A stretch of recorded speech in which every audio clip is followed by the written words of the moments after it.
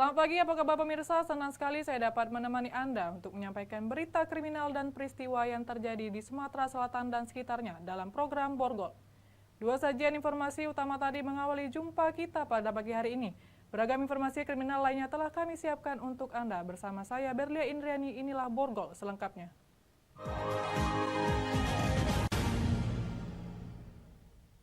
Malang yang dialami seorang wanita di Palembang lantaran dirinya harus menjadi korban penganiayaan oleh terlapor saat korban hendak melerai keributan antara terlapor dengan teman korban. Dengan didampingi oleh temannya, Suryanti 23 tahun, warga Jalan Sidorejo Bilahilir, Kabupaten Labuan Batu ini mendatangi sentra pelayanan kepolisian terpadu Polrestabes Palembang untuk melaporkan kejadian yang dialaminya. Di hadapan petugas, korban mengatakan kalau dirinya telah menjadi korban pengeroyokan oleh terlapor, Rindi dan Septi, di salah satu rumah makan di Jalan Jenderal Sudirman, Kecamatan Ilir Timur 1, Palembang. Kejadian ini sendiri bermula di mana korban yang saat itu berada di lokasi kejadian bersama teman korban. Tiba-tiba terjadinya keributan antara teman korban dan terlapor. Korban yang saat itu hendak melerai keributan tersebut malah dikeroyok oleh terlapor dengan cara menjambak rambut dan menendang di bagian kemaluan korban Suryanti. Tak terima atas kejadian tersebut, korban pun melaporkannya ke Mapolrestabes Palembang. Soalnya aku tuh nak ngelawan aku ya kak bebala ya. Nanti mereka tuh doang tuh kawannya langsung jambak aku. Lah di jambak itu udah lama ditendang. Gitu. Itu masalah apa kawan? Teman. Cowok kak Bobot cowok gitu. Kini laporan korban telah diterima oleh pihak kepolisian Polrestabes Palembang. Untuk pelaku masih dalam pengejaran petugas. Dari Palembang, Muhammad David, iNews melaporkan. Pelaku penganiayaan hingga menyebabkan korbannya kritis di Kabupaten Lahat ditangkap polisi. Kejadian ini diduga masalah dendam antara keduanya. Tersangka dikenakan pasal 351 KUHP dengan ancaman 7 tahun penjara. Pelaku penganiayaan berat inisial HF yang mengakibatkan luka berat di tubuh korbannya yang tidak lain tetangga satu desanya di Kabupaten Lahat akhirnya ditangkap polisi. Menurut polisi, motif pelaku melakukan penganiayaan karena dendam, karena korban sering menyudutkan orang tua pelaku sebagai kades. Penganiayaan terjadi di lapangan voli Dusun 1 Desa Pagar Negara. Korban inisial NBH yang mengalami beberapa luka dari senjata tajam akhirnya dilarikan di rumah sakit. Sementara pelaku sudah diamankan polisi dengan barang bukti berupa kaos milik korban. Penyidikan kita dari pengakuan tersangka, motifnya tersangka ini sakit hati kepada tersangka ini sakit hati kepada korban, di mana korban sering mengkritik terhadap keluarga si tersangka secara berlebihan. Dari informasi yang didapat, korban mengalami luka bacok parah di bagian pundak kanan dan tangan kirinya. Dari Lahat, Sumatera Selatan, Bala Putra, iNews melaporkan. Kepergok hendak mencuri di rumah warga di Kayu Agung, Kabupaten Oki. Pelaku maling nekat melukai kakak beradik pemilik rumah. Korban mengalami luka di bagian kepala, sementara pelaku masih diburu polisi. Rumah warga di perumahan Cetak RT 12 Kelurahan Kutaraya, Kecamatan Kayu Agung, Kabupaten Oki ini menjadi sasaran aksi pencurian. Saat itu penghuni rumah yang merupakan kakak beradik semuanya wanita itu sedang tertidur lelap di dalam rumah. Aksi pelaku dipergoki oleh korban hingga korban dianiaya oleh pelaku dengan senjata tajam. Salah satu tetangga korban mengatakan kejadian itu terjadi sekitar pukul 12 Senin malam, di mana pelaku masuk ke dalam rumah korban dengan mencongkel jendela samping dengan menggunakan linggis kecil. Kawannya itu, kawan sebelah rumah ini. Ngebelah itu katanya, angah, tolong nak. Dulu aku tuh jengok kan. Nah kapan dijengoknya, tak tahan dia dewe. Ketoknya pintu depan itu. Minta bukain. Takut ngunci kamar. Pertama dikuncinya? Yo, oleh betina ini tadi kan, yang kena kapak tadi. Sementara itu, Kasat Reskrim Polres Oki menyebutkan sejauh ini tidak ada barang yang hilang, namun polisi menemukan jejak pelaku yang diduga satu orang tersebut. Saat ini pihak kepolisian masih melakukan pengembangan terkait kasus tersebut dan sedang memburu pelaku. Setelah itu kami juga sudah melakukan upaya, baik kami sudah periksa korban, sudah saksi-saksi, maupun orang setempat juga. Untuk korban juga sudah kami temui secara langsung, tetapi memang korban ini masih pasca operasi, jadi memang belum bisa lama diambil keterangan. Jadi mungkin nanti begitu yang bersangkutan sudah membaik dan sudah bisa pulang ke rumah, baru kami ambil keterangan secara resmi. Dan juga upaya juga sudah saya turunkan tim khusus untuk mengungkap kasus tersebut.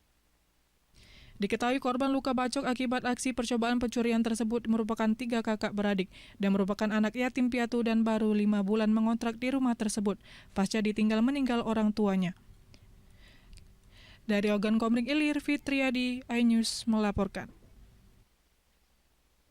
Siswi SMK jadi korban pelecehan oknum guru, informasinya sesaat lagi.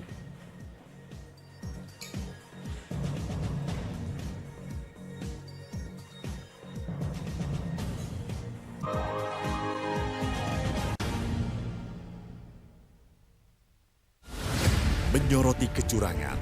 PTS ini bukan soal korupsi. Itu ditemukan, itu fakta yang ditemukan di lapangan.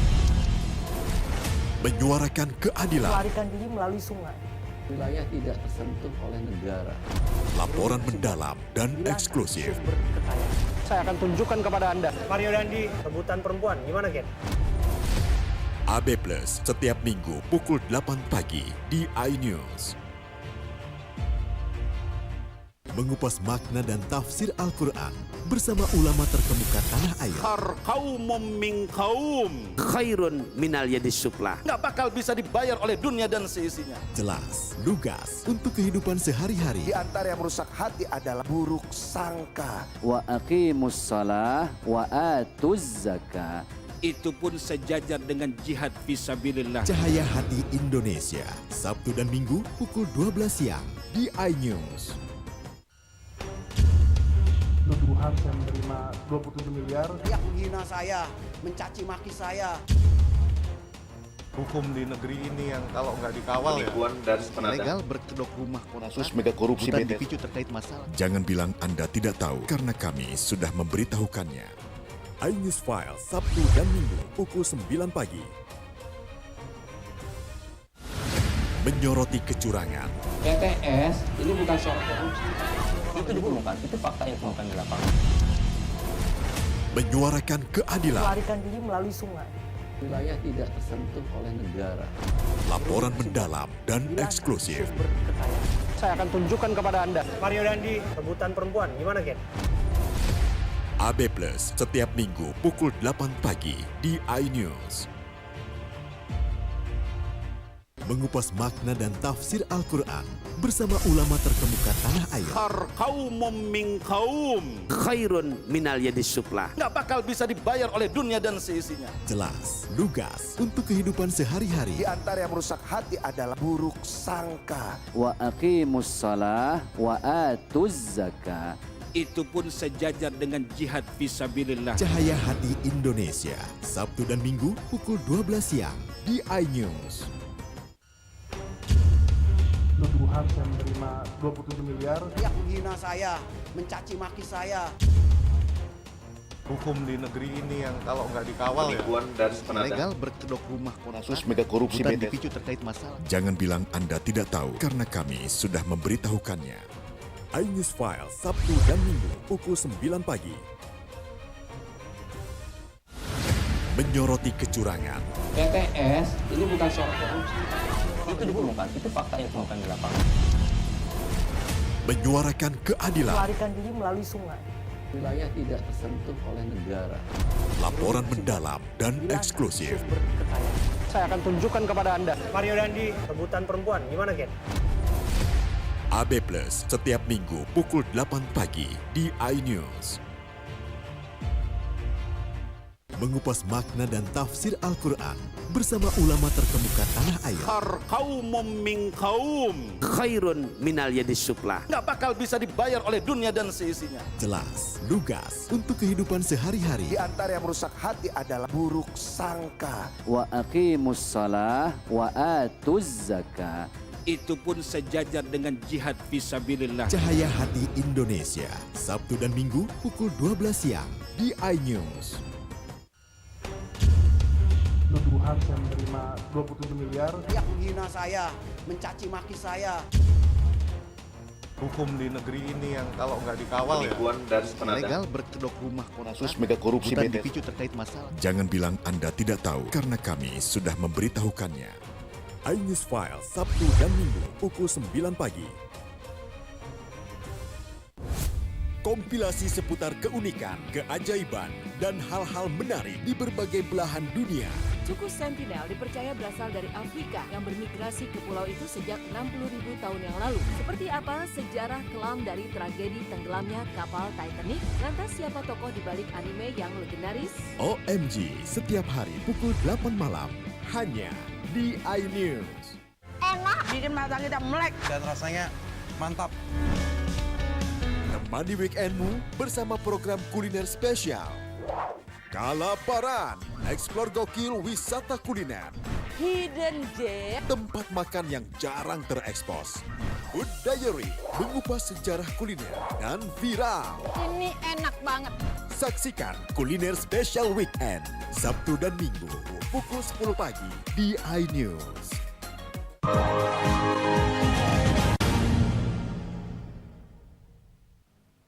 Pemirsa, Anda masih bersama kami di Berita Kriminal Borgol. Kasus asusila oleh oknum guru terhadap pelajar kembali terjadi di Kota Prabu Muli. Kali ini seorang siswi sekolah menengah kejuruan mengaku dilecehkan gurunya dengan cara dipegang dagu dan bagian tubuh sensitifnya di pinggir jalan. Ditemani keluarganya, PR 16 tahun warga Kecamatan Prabu Muli Timur melaporkan tindakan asusila oknum guru teknik sekolah menengah kejuruan di tempat ia sekolah ke Unit Perlindungan Perempuan dan Anak Polres Prabu Muli. Di hadapan petugas, korban menceritakan jika sebelum kejadian sempat meminta bantuan pelaku untuk mengeluarkan sepeda motor dari parkiran sekolah usai jam belajar mengajar usai. Oknum guru tersebut mengajak pelapor berkendara menuju tempat sepi hingga terjadi pelecehan dengan memegang dagu dan bagian tubuh sensitifnya. Kasareskrim Polres Prabu Muli AKP Herli Setiawan telah menerima laporan korban. Saat ini pihaknya tengah memeriksa saksi dan pihak sekolah untuk dimintai keterangan. Korban diajak oleh tersangka makan mie ayam. Setelah selesai makan mie ayam, diajak ke tempat sepi. Di tempat sepi tersebutlah korban dicabuli dengan cara pelaku menggesek-gesekkan siku tangannya ke area dada korban. Sedikit ya saya ceritakan, siswa dari sekolah diajak keluar oleh pihak guru tersebut. Itu kemana deh? Menurut korban, beliau diajak ke makan, diajak beberapa kali berjalan ke salah satu tempat di Kota Prabu Muli. Artinya kejadiannya bukan di sekolah. Oknum guru SMK diketahui baru 1 minggu terakhir mengajar di sekolah tersebut sebagai guru honorer. Keluarga korban berharap pelaku dapat segera ditangkap untuk mempertanggungjawabkan perbuatannya. Dari Prabu Muli, Berry Brima, iNews melaporkan.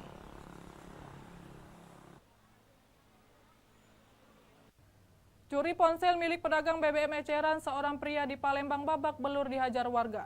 Pelaku merupakan residivis yang baru keluar penjara dengan kasus yang sama.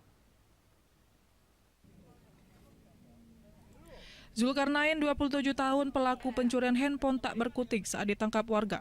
Pelaku dengan kondisi babak belur dan tangan terikat langsung digelandang ke Mapolsek Sukarami, Palembang. Pelaku warga Kenten Laut, Talang Kelapa, Banyuasin nekat mencuri handphone milik pedagang BBM eceran di Jalan Sosial Kelurahan Sukabangun, Kecamatan Sukarami, Palembang. Naas saat mencuri, aksi pelaku justru tertangkap basah oleh korban. Spontan korban berteriak sambil mengejar korban yang berusaha kabur. Korban menjelaskan kejadian tersebut bermula saat dirinya sedang charger handphone dan berada di samping warung. Tiba-tiba melihat ada tangan pelaku mengambil ponsel. Aku cas di samping. Nah, karena posisi kiblat kan miring, tidak tegak. Aku jadi di belakangnya HP. Jadi ketika ada tangan ngambil HP itu, dijengok, kelihatan. Nah, karena aku panik langsung kejar. Aku tendang di sini. Berdua sama kawannya. Dia naik motor karena ketendang tadi. Kawannya kabur. Pelaku pencurian HP kita amankan saat beraksi di Jalan Sosial kilometer 5 Palembang. Pelaku merupakan residivis dalam kasus yang sama, itu kasus pencurian yang baru keluar pada bulan Maret 2023. Untuk barang bukti kita amankan yaitu satu buah HP jenis Oppo. Untuk pelaku kami kenakan pasal 363 KUHP dengan ancaman. Kini pelaku telah diamankan di Polsek Sukarami dan masih dimintai keterangan. Pelaku terancam pasal 363 KUHP ancaman 7 tahun penjara. Dari Palembang, Firdaus, iNews melaporkan. Aksi 4 pelaku bobol rumah kosong lintas provinsi dibekuk tim Raja Wali Satreskrim Polres Muara Enim. Aksi ketiga pelaku terhenti setelah berhasil membobol rumah kosong dan menggondol liontin senilai 31 juta rupiah. Aksi 4 pelaku spesialis bobol rumah kosong lintas provinsi di Sumsel terhenti setelah diamankan tim Raja Wali Satreskrim Polres Muara Enim. Keempat pelaku bernama Meisandi alias Mangloka, Fajudin Effendi alias Kevin, Ivan alias Bomar dan Sarbani alias Niku diamankan tim Raja Wali setelah mereka beraksi membobol rumah kosong di kawasan Jalan Lingkar Jembatan Enim 3 Desa Karangraja, Kecamatan Muara Enim. Aksi bandit spesialis rumah kosong ini menggondol barang berharga berupa liontin seharga 31 juta rupiah dan uang tunai 1 juta rupiah. Keempat residivis ditangkap polisi di tempat yang berbeda. 3 tersangka ditangkap di Jambi dan 1 tersangka lainnya di Sungai Lilit. Komplotan ini juga merupakan residivis yang sempat melakukan pencurian sepeda motor di kawasan Kecamatan Lawang Kidul, Kabupaten Muara Enim. Pencurian pemberatan, di mana kasus terjadi di wilayah Lawang Kidul, beberapa lokasi, ada 5 lokasi, kemudian 1 di wilayah Muara Enim. Para pelaku berjumlah 4 orang, 3 ditangkap di Jambi, kemudian 1 ditangkap di wilayah Sungai Lilin. Dari hasil kejahatan mereka jual dan hasilnya dibagi rata untuk berfoya-foya dan judi slot serta membeli narkoba. Dari aksi kejahatan keempat tersangka dikenakan pasal 363 KUHP dengan ancaman maksimal 7 tahun penjara. Dari Muara Enim, Edwin Sasatria, iNews melaporkan. Toko kelontong di Palembang dibobol pencuri. Informasinya setelah pariwara berikut.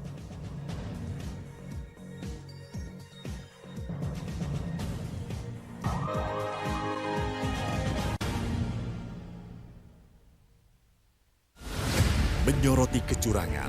PTS ini bukan soal korupsi. Itu ditemukan, itu fakta yang ditemukan di lapangan. Menyuarakan keadilan. Melarikan diri melalui sungai. Wilayah tidak tersentuh oleh negara. Laporan mendalam dan eksklusif. Saya akan tunjukkan kepada Anda. Mario Dandi, rebutan perempuan. Gimana, Ken? AB Plus setiap minggu pukul 8 pagi di iNews. Hai, namaku Grini. Grini mau ajak teman-teman untuk menjaga bumi kita tercinta dari kerusakan.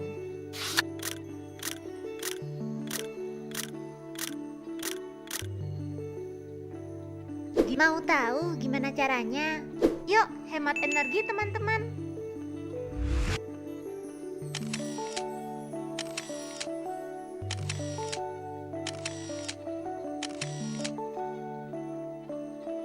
Kurangi penggunaan plastik sekali pakai. Terus mainan kita kalau udah nggak dipakai, sumbang ke teman lain yang membutuhkan. Bisa kan teman-teman? Yuk kita selamatkan bumi dari kerusakan.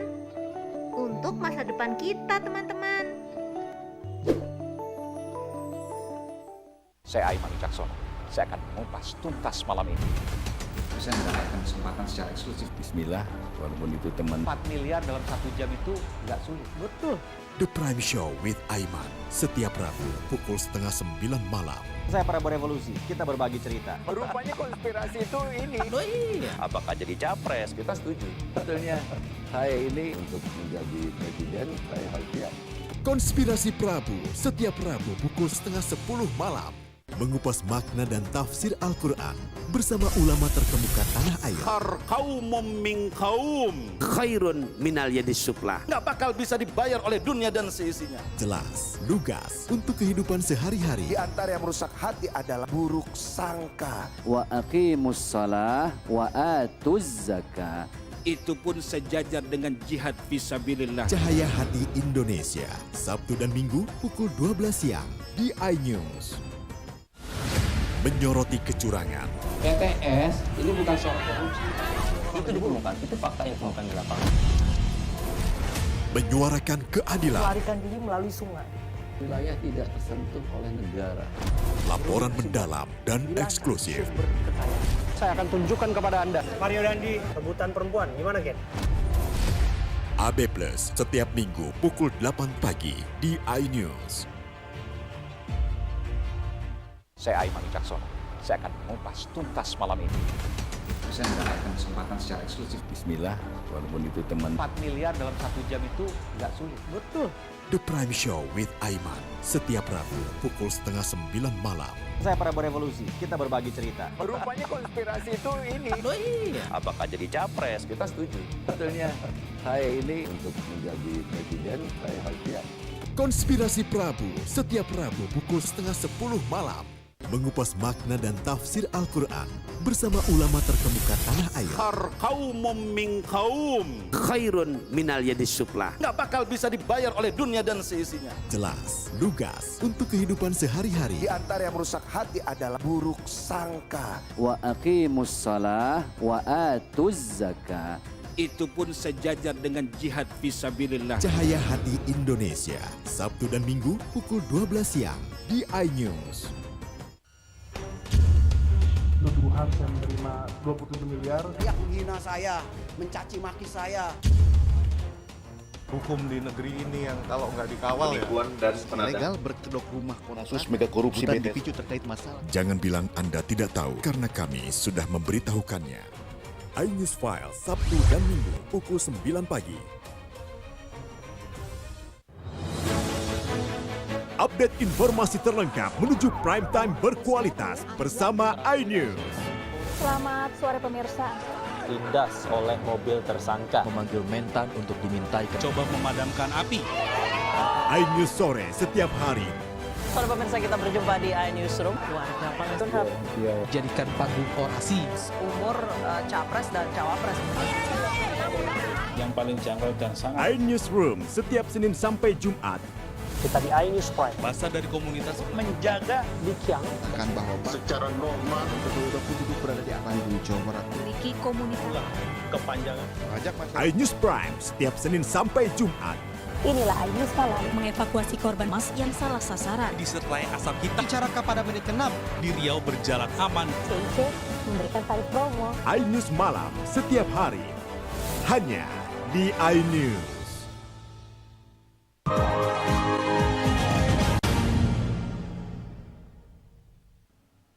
Anda masih bersama kami di Berita Kriminal Borgol. Toko kelontong di Palembang dibobol maling dengan menjebol dinding tembok warung. Pelaku yang diduga berjumlah 3 orang menguras isi toko dengan kerugian hingga 10 juta rupiah.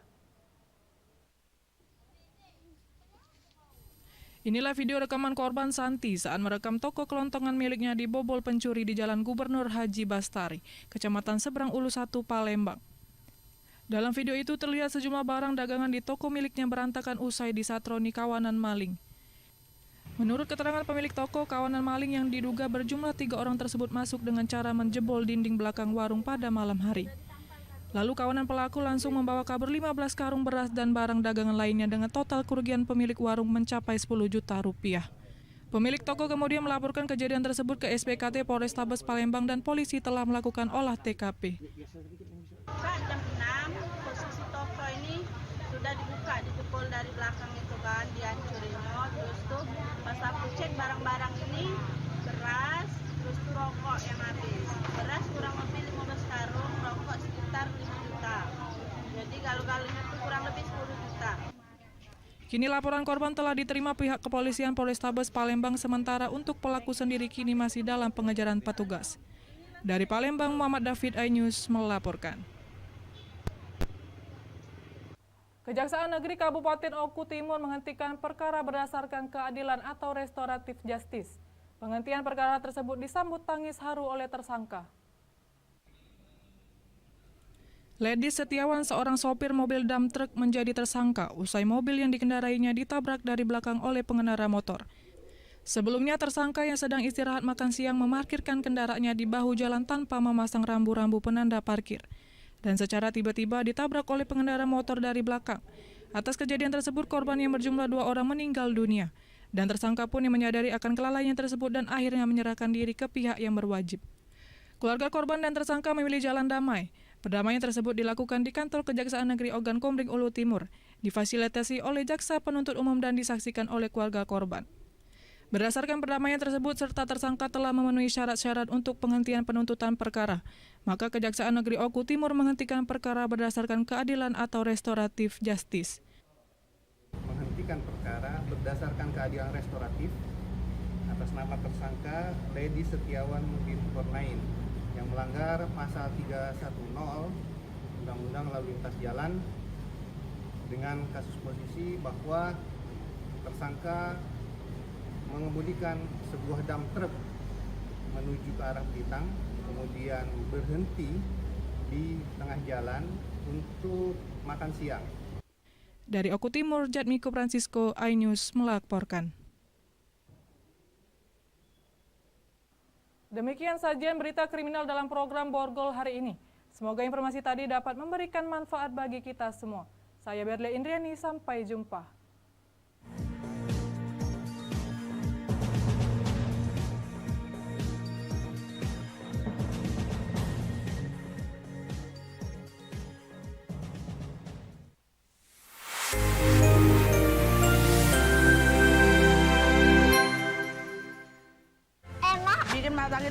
Dan rasanya mantap. Temani weekendmu bersama program kuliner spesial. Kalaparan, eksplor gokil wisata kuliner. Hidden Gem, tempat makan yang jarang terekspos. Food Diary, mengupas sejarah kuliner dan viral. ini enak banget. Saksikan kuliner spesial weekend, Sabtu dan Minggu, pukul 10 pagi di iNews.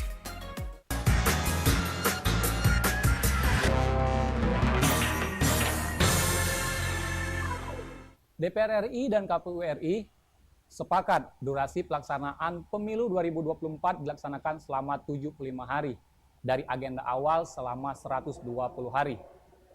Nah, tentang waktu yang cukup singkat ini tentunya menjadi tantangan bagi partai politik agar bagaimana mengenalkan program kerja dan visi misinya kepada masyarakat luas. Di Kementerian Hukum dan HAM sendiri tercatat 75 partai politik. KPU RI sudah memulai tahapan pemilu. Pada Agustus 2022 ini, sudah dimulai pendaftaran pemilu 2024 bagi partai politik. Nah, saat ini kita akan berdiskusi bagaimana partai politik untuk melanjutkan tahapan verifikasi patwal yang sudah dibuka oleh KPU RI. Sudah hadir bersama kita hari ini dua narasumber kami, Mas Hari Budianto, Ketua Bidang Politik dan Publikasi DPP Partai Perindo. Apa kabar, Mas Heri? Alhamdulillah, baik. Ini sapaannya Mas Heri Budianto, Mas Heri? Herbut sering dipanggil. Herbut sering dipanggil. Oke, baik.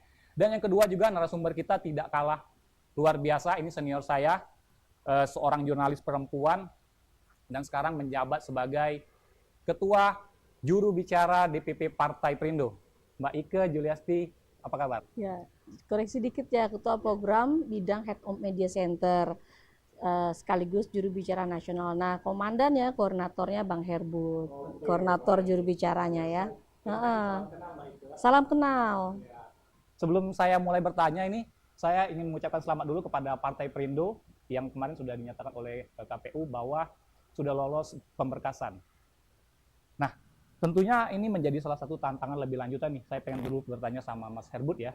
Mas Herbut, seperti apa setelah ini tahapan verifikasi patwal yang dilakukan oleh Partai Perindo dalam menyongsong pemilu Pilpres Pileg 2024 mendatang? Ya, terima kasih. Seperti kita ketahui bahwa tahapan pemilu sudah dimulai oleh KPU RI, dan untuk menjadi peserta pemilu di pemilu 2024 itu ada 13 tahapan yang harus dilalui oleh partai politik, termasuk kami dari Partai Persatuan Indonesia atau Partai Perindo. Nah, kemarin ya, pada tanggal 1 Agustus, kami merupakan partai yang mendaftar di hari pertama. Dan kita datang, Ketua Umum berserta jajaran, sudah mendaftarkan diri ke KPU RI, dan pada siang hari setelah melalui proses verifikasi administrasi, Partai Perindo dinyatakan lolos administrasi tahap pertama. Masih ada 12 tahap. Sampai nanti pada tanggal 14 Desember akan ada pengesahan nomor urut oleh KPU, dan tentu kami Partai Perindo sangat siap ya menghadapi tahapan itu. Nah, perlu kami sampaikan kepada seluruh masyarakat di Sumatera Selatan bahwa tahapan yang dilakukan oleh Partai Perindo untuk maju sebagai peserta pemilu itu sudah jauh-jauh hari disiapkan. Sebagai partai yang kami sudah pernah ikut gelaran pemilu tahun 2019, dan di Sumatera Selatan ini kami mendapatkan 20 kursi, ya, termasuk juga di provinsi di Sumatera Selatan itu ada 3 kursi dan 17 itu tersebar di kabupaten kota yang ada se-Sumatera Selatan. Nah, persiapan tahapan daripada verifikasi KPU ini jauh-jauh hari sudah kami siapkan. Kami membentuk tim ya yang dikepalai oleh sekjen dan wakil sekjen. Lalu kemudian seluruh DPW termasuk saya yang ditunjuk untuk menjadi koordinator verifikasi faktual secara nasional. Saya memegang 4 provinsi. 4 provinsi ya, Sumatera Selatan, ya, Bengkulu, Jambi, dan Lampung. Jadi 4. Ya. Ini adalah Sumatera Selatan adalah provinsi yang sangat siap ya untuk menghadapi verifikasi, mulai dari verifikasi administrasi sampai nanti ke verifikasi faktual. Harapan kita tentu ya di Sumatera Selatan kita dinyatakan lolos ya dan memenuhi syarat ya. Dan seperti saya sampaikan tadi bahwa seluruh jajaran DPP kami ya sesuai dengan arahan Ketua Umum Pak Haritanu Sudibyo dan juga jajaran DPW yang dikomandoi oleh Pak Februar Rahman ya, ini sangat siap menghadapi gelaran ya, gelaran KPU ini mulai dari tahapan pendaftaran sampai nanti kami sangat siap dalam memenangkan pemilu. Optimismenya ini seperti apa nih, Bang? Ya, tentu sebuah partai politik memiliki target ya, target. Kami memiliki target 60 kursi untuk DPR RI, dan seluruh ya kabupaten kota yang ada di Sumatera Selatan kita mentargetkan harus duduk, harus masuk. Artinya begini, kalau sebelumnya kami tidak mendapatkan kursi misalnya di kota Palembang, maka kami mentargetkan di pemilu 2024 harus dapat kursi.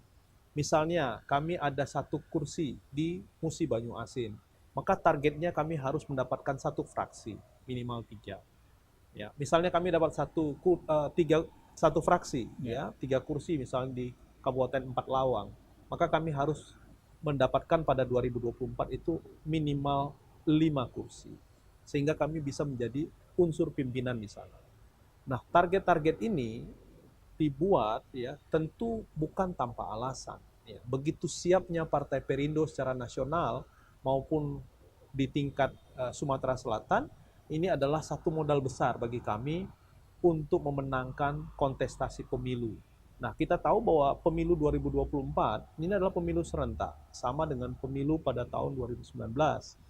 Tapi yang harus diingat adalah untuk kemenangan di 2024 dalam gelaran pemilu 14 Februari 2024 itu nanti akan dilanjutkan dengan gelaran pilkada serentak pada bulan November tahun yang sama. Nah, sehingga tiket pilkada itu nanti akan ditentukan dari hasil pemilu 2024. Oke, baik. Saya pengen bertanya sama Mbak Ike ini. Mbak Ike ini lebih akrab dipanggil Mbak Ike Soeharjo. Mbak Ike, ini sebagai juru bicara Mbak Ike, ini seperti apa strategi dalam perekrutan calon-calon kader-kader dari Partai Perindo ini sendiri di Sumatera Selatan khususnya? Banyak cara ya, salah satunya bagaimana kita merekrut caleg-caleg yang berkualitas. Tadi sebelumnya kita juga merekrut kader-kader yang berkualitas itu seperti apa. Tentunya tidak hanya sembarangan kader, siapapun bisa menjadi kader. Tapi untuk masuk di Partai Perindo tentunya kan harus ada kualifikasi. Jadi contoh, sebelum saya masuk ke Partai Perindo kan kualifikasi saya sebagai seorang jurnalis senior, pernah menjadi news anchor selama 10 tahun di TV One gitu kan. Memang sudah di bidangnya, itu bidang media. sekaligus juga menjadi juru bicara. Bang Herbut nggak usah diragukan lagi ya. Jadi sebagai seorang akademisi, doktor juga kan, beliau juga pengamat politik, pakar kebijakan publik. Jadi emang sudah ada sudah ada standarisasi untuk menjadi kader di Partai Perindo, untuk menjadi pengurus di Partai Perindo sendiri.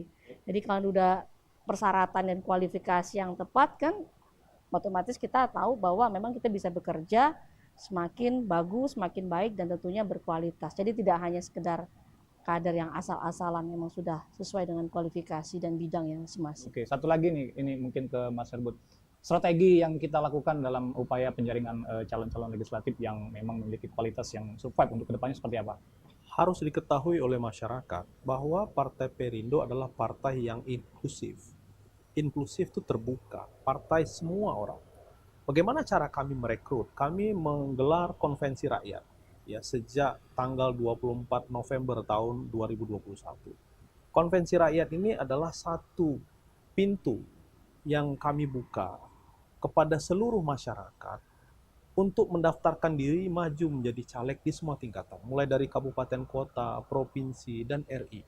Ya, silahkan masuk melalui www.konvensirakyat.com. Oke. Ya, ini menandakan bahwa Partai Perindo membuka ruang. Kami mengundang, silahkan siapapun, mulai dari kaum muda, milenial, lalu kemudian berbagai macam profesi, seniman, budayawan, guru, ya, kemudian atlet, mantan atlet, pengusaha, akademisi, artinya dalam setiap elemen masyarakat dan golongan juga bisa kita rekrut sebagai kader-kader Partai Perindo. Persis, keran itu kan sudah kami buka. Oke, ya, baik Mas Herbut dan Mbak Ika, kita akan melanjutkan di segmen kedua yang mungkin lebih tajam lagi bagaimana pandangan dari Partai Perindo dalam melihat situasi nasional saat ini, khususnya dalam bidang pendidikan.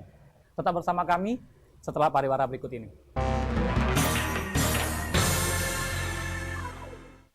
Saudaraku, masyarakat Sumatera Selatan, mari kita bangun Indonesia bersama Partai Amanat Nasional nomor urut 12.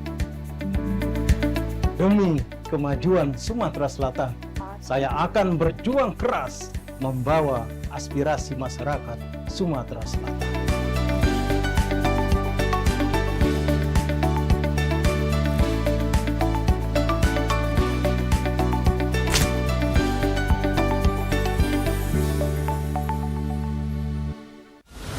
Menyoroti kecurangan. PTS ini bukan soal korupsi. Itu ditemukan, itu fakta yang ditemukan di lapangan. Menyuarakan keadilan. Melarikan diri melalui sungai. Wilayah tidak tersentuh oleh negara. Laporan mendalam dan eksklusif. Saya akan tunjukkan kepada Anda. Mario Dandi, rebutan perempuan. Gimana, Ken? AB Plus setiap minggu pukul 8 pagi di iNews.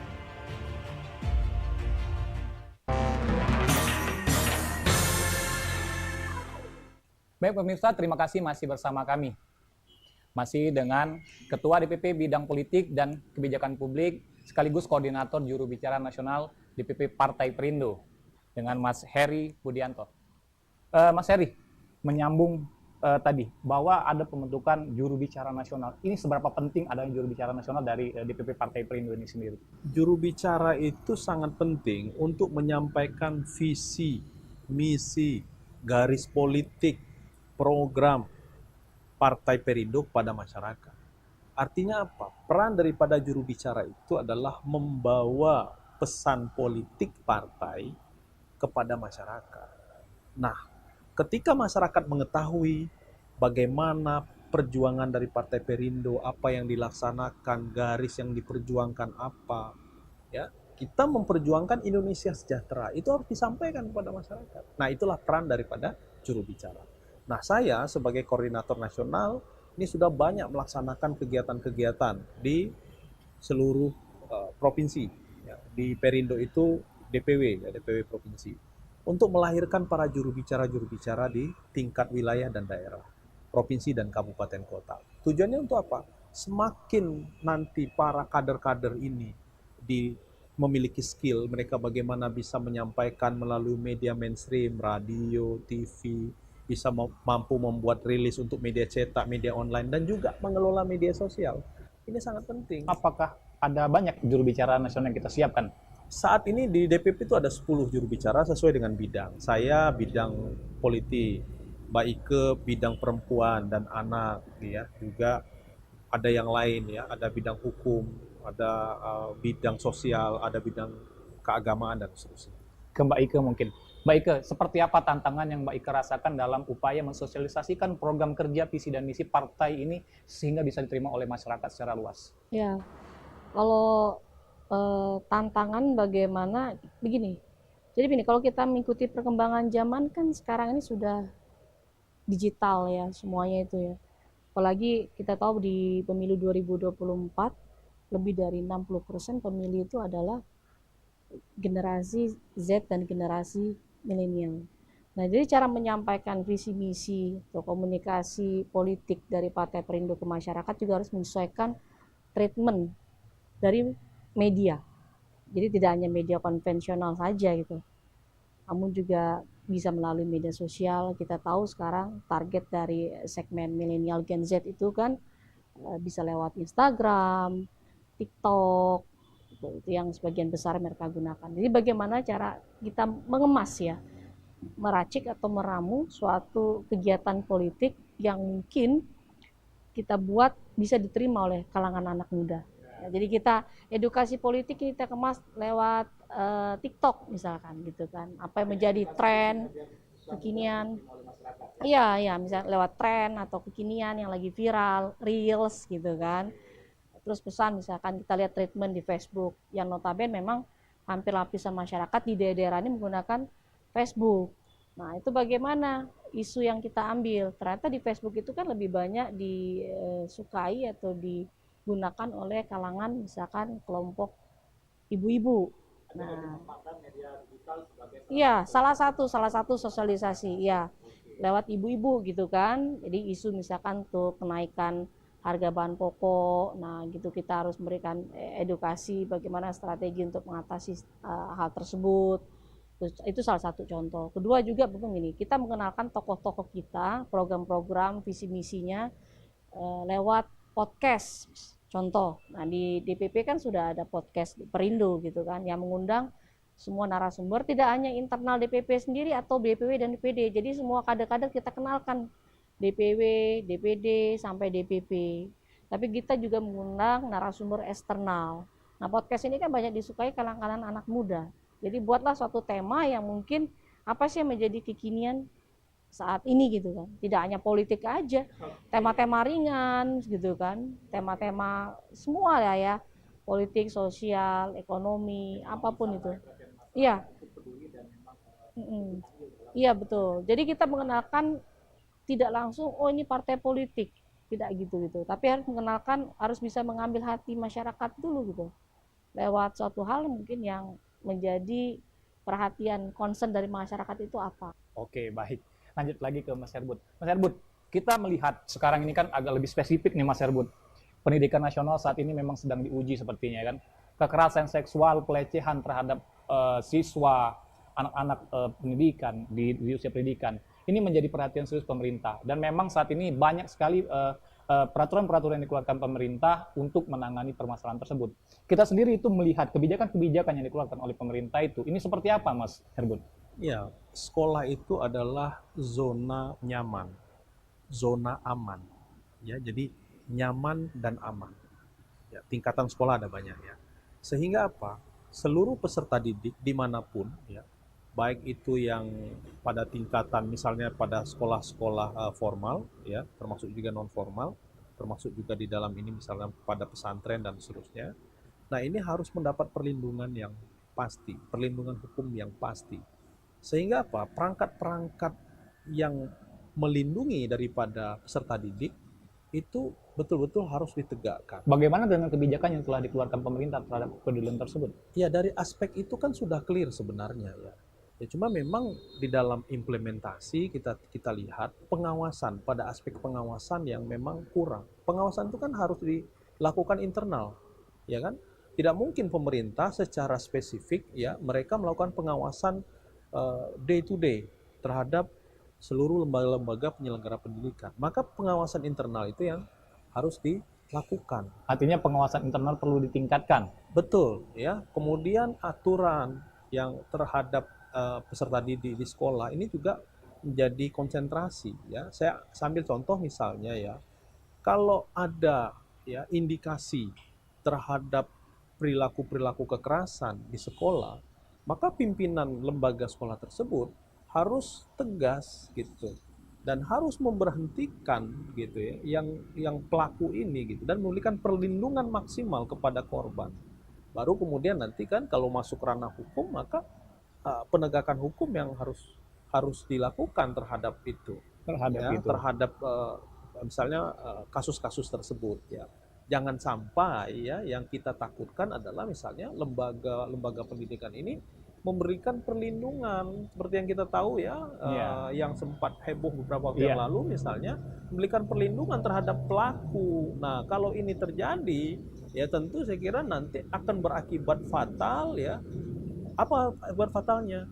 Selain ketidakpercayaan masyarakat terhadap lembaga atau institusi pendidikan, juga nanti bisa jadi ya akan menimbulkan trauma panjang terhadap korban-korban. Nah, ini yang kita harapkan. Oke. Baik, satu lagi ini Mas. Kalau kita melihat PPBD saat ini sering terjadi permasalahan-permasalahan di lapangan. Itu seperti apa kita melihatnya, Mas? Ya, tentu saya kira terkait dengan itu ya ada banyak problem ya kalau kita lihat ya. Cuma memang kita harus selalu optimis gitu ya. Oke, jangan dijawab lebih lantang lagi. Kita akan melanjutkan setelah pariwara berikut ini. Baik pemirsa, setelah pariwara berikut ini kita akan mengupas lebih dalam lagi tentang bagaimana pandangan dari Partai Perindo tentang dunia pendidikan yang ada di Indonesia. Tetap bersama kami. Saya Aiman Wicaksono. Saya akan mengupas tuntas malam ini. Saya mendapatkan kesempatan secara eksklusif. Bismillah, walaupun itu teman. 4 miliar dalam 1 jam itu nggak sulit. Betul. The Prime Show with Aiman, setiap Rabu pukul 8:30 malam. Saya Prabowo Revolusi, kita berbagi cerita. Rupanya konspirasi itu ini. Oh iya. Apakah jadi capres? Kita setuju. Betulnya. Saya ini untuk menjadi presiden, saya harus siap. Konspirasi Prabu, setiap Rabu pukul 9:30 malam. Baik pemirsa, terima kasih masih bersama kami. Kita akan melanjutkan mengupas lebih jauh tentang dunia pendidikan dari perspektif pandangan DPP Partai Perindo. Balik lagi ke Mas Heri Budianto. Mas Heri, tadi kita melihat PPDB. Ini seperti apa kita melihatnya, Mas? PPDB ini kan spiritnya adalah memberikan ruang kepada seluruh lapisan masyarakat mendapatkan pendidikan yang merata sama ya. Ya kita tahu bahwa kalau kita bicara dengan penerimaan siswa baru, nah tentu kan sekarang kan ada sistem zona, ini yang banyak dikeluhkan oleh masyarakat. Tapi itu satu tantangan untuk lembaga pendidikan. Bagaimana tantangannya? Kalau selama ini kita mengenal misalnya ada SMP atau SMA yang unggul, nah dengan adanya sistem zonasi, ya tentu itu harapannya adalah masing-masing sekolah itu unggul. Ya, itu kata kuncinya, masing-masing sekolah itu harus unggul. Nah sehingga pemerintah dalam hal ini ya kalau kita tahu misalnya pada level tingkatan SMA itu kan itu menjadi ranahnya pemerintah provinsi, lalu kemudian di bawahnya ya SMP di bawahnya itu masuk pada ranah pemerintah kabupaten kota. Nah seluruh sekolah harus distimuli memiliki kualifikasi kualitas yang sama baik dari sisi prasarana dan sarana. Ya kita tahu misalnya kalau zaman saya sekolah dulu, mungkin zaman Mbak Ike sekolah dulu ya ada sekolah unggul ya. Unggul itu ya jelas favorit kalau bahasa kami dulu. Ya sekolah favorit itu sangat jauh ya kualitasnya, mutu pendidikannya memang berbeda jauh dengan yang lain-lain. Nah sekarang dengan zonasi ya diharapkan itu semua sama. Nah tentu pemerintah harus mensupport. Jangan sampai misalnya zonasi lalu kemudian itu membuat penerimaan peserta didik baru itu bahkan lintas. Nah kalau itu terjadi lintas ya tentu ini menjadi satu tantangan baru ya tidak benar pelaksanaan itu. Apakah ke depan kita akan memiliki sebuah program kerja yang memang peduli juga terhadap dunia pendidikan ya, seperti saat yang kita rasakan? Saya ini memiliki satu komitmen ya untuk masyarakat di Sumatera Selatan bahwa pendidikan harus menjadi prioritas pada semua orang tua, bahwa pendidikan ini adalah investasi jangka panjang ya. Kenapa investasi jangka panjang? Bahwa pendidikan inilah yang nanti akan membawa masa depan itu terbuka ya. Jadi saya sangat berharap bagaimana caranya kita sesusah-susahnya kita hidup itu anak bisa sekolah. ya, sekolah jenjangnya harus lebih tinggi, ya. Kenapa? Kenapa ini bisa terjadi? Agar masa depannya terbuka. Nah, bagaimana dengan pembiayaan? Nah, inilah yang harus kita berikan semaksimal mungkin akses itu kepada masyarakat. Oke, ya. Satu lagi nih Kak, bagaimana kita melihat sekolah pendidikan inklusi kepada masyarakat mungkin yang belum mampu sekolah secara sehat seperti yang dihadapi masyarakat pada saat ini? Kita harus tahu bahwa peserta didik, anak-anak kita, adik-adik kita, itu kan tidak semua memiliki kemampuan yang sama, ya, bahwa Allah mentakdirkan orang lahir itu bermacam-macam. Anak berkebutuhan khusus itu adalah satu fakta yang harus kita terima. Sehingga apa? Semua sekolah mestinya memberikan perlindungan kepada anak-anak yang berkebutuhan khusus ini. Kenapa ini penting? Kalau misalnya sekolah tidak memberikan ruang yang besar, tidak memberikan perlindungan kepada anak-anak ABK, nah tentu dia bukan sekolah inklusi, ya. Ya, saya lihat ya, tidak semua sekolah mampu mengelola ini, terutama ya, di mana ada anak-anak ABK, saya lihat kasus-kasus perundungan itu terjadi. Oke. Ya. Perundungan, kasus bully itu terjadi terhadap anak-anak ABK. Nah, oleh karena itu saya mendorong agar lembaga-lembaga pendidikan tidak hanya yang negeri wajib karena itu adalah institusi yang diselenggarakan dari uang rakyat. Oke. Ya, harus. Ya, yang swasta kita mendorong ya bahwa bukalah ruang seluas-luasnya, berikan kesempatan kepada anak-anak ABK untuk mereka mendapatkan pendidikan sehingga mereka juga mendapat kesempatan dan melihat masa depan itu lebih baik. Oke, baik, luar biasa sekali Kak Herbut. Ini satu lagi nih buat Mbak Ike. Waduh, Mbak Ike, kita melihat ini dari sektor pendidikan. Ekonomi kerakyatan tentu penting juga. Bagaimana dalam upaya meningkatkan sektor perekonomian masyarakat. Partai Perindo seperti apa melihat dalam upaya peningkatan perekonomian kepada masyarakat? Nah, kalau kita berbicara tentang persatuan dan kesatuan di Indonesia sendiri itu nggak lepas dari urusan perut, Mas, gitu kan. Bagaimana masyarakat ini sejahtera dulu, ya kan. Barulah Indonesia sejahtera, barulah persatuan dan kesatuan itu bisa kita sebut. Oke. Nah, tadi kembali lagi, urusan untuk sejahtera itu apa? Pertama, lapangan pekerjaan, ya kan. Kedua tadi pendidikan. Nah, itu dua faktor itu ya.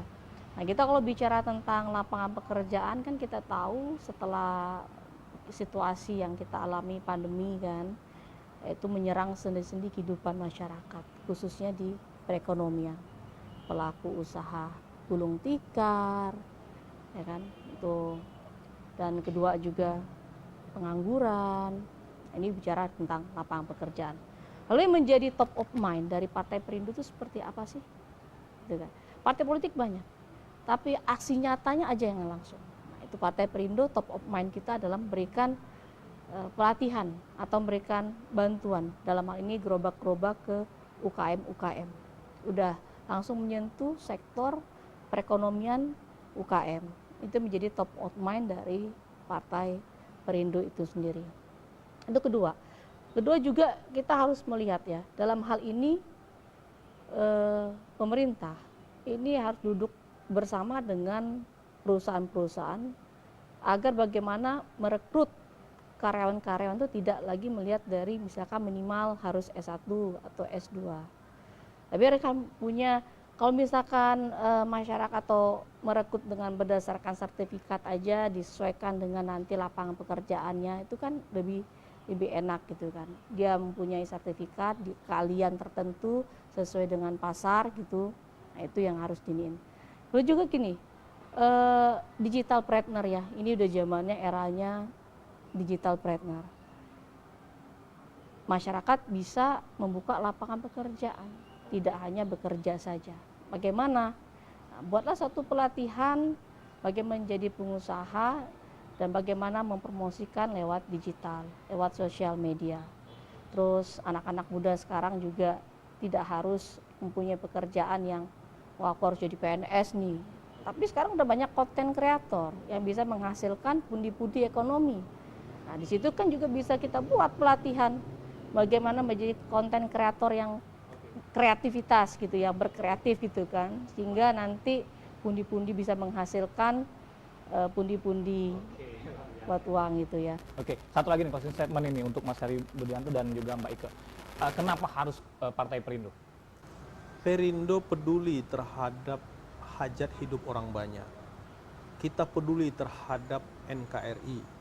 Makanya kita mengajak masyarakat untuk mendorong mampu berdikari, mampu secara ekonomi, sehingga kalau mampu secara ekonomi, Indonesia sejahtera, maka dengan Indonesia sejahtera, kesatuan dan persatuan itu akan semakin kokoh. Oke, luar biasa sekali pemirsa. Suksesnya pesta demokrasi tentu tidak lepas dari peran dan andil masyarakat dalam menentukan dan memilih calon anggota legislatif dan juga presiden wakil presidennya ke depan. Tentunya, pemilih cerdas adalah pemilih yang mampu memilih dengan hati nuraninya untuk kepentingan bangsa Indonesia lebih sejahtera.